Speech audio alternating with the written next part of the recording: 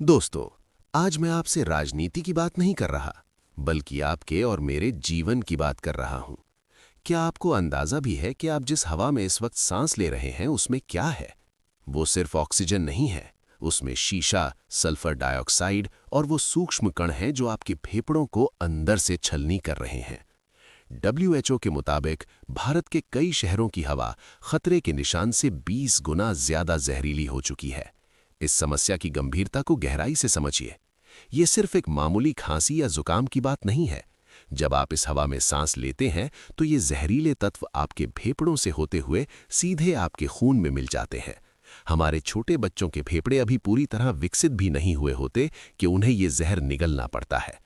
एक डराने वाली रिपोर्ट कहती है कि भारत में हर साल लाखों मौतें सिर्फ और सिर्फ खराब हवा की वजह से होती हैं। हमारे घर के बुजुर्गों के लिए तो ये हवा किसी साइलेंट किलर से कम नहीं है। क्या हमने कभी सोचा है कि हम उन्हें बुढ़ापे में क्या दे रहे हैं? ताज़ी हवा या अस्पताल का वेंटिलेटर? अब सवाल ये उठता है कि आखिर इसका विलन कौन है? लेकिन सच तो ये है कि इस कहानी में कोई एक विलन नहीं है, बल्कि कई ऐसे चेहरे हैं जो अपनी जिम्मेदारी से भाग रहे हैं। विलन नंबर 1, हमारी राजनीति। सबसे बड़ी समस्या इच्छा शक्ति की कमी है। हमारी सरकारें साल के 10 महीने चैन की नींद सोती हैं और जैसे ही लोगों का दम घुटने लगता है तब आनन फानन में मीटिंग्स बुलाई जाती हैं। ये हमारे सिस्टम की सबसे बड़ी नाकामी है।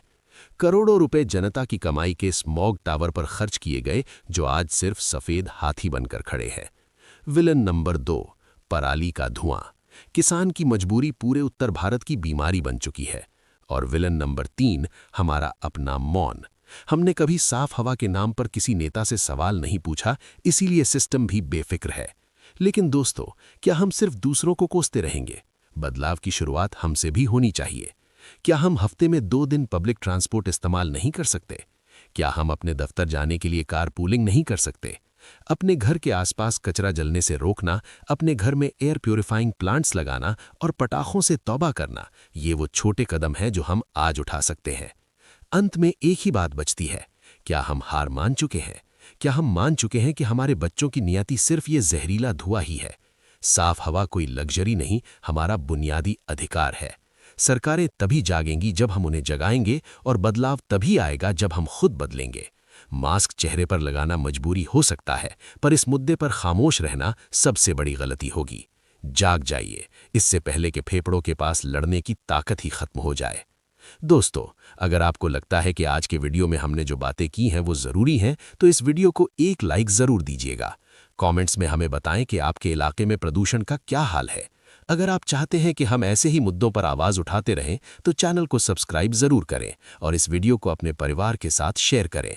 जागरूकता ही बदलाव की पहली सीढ़ी है।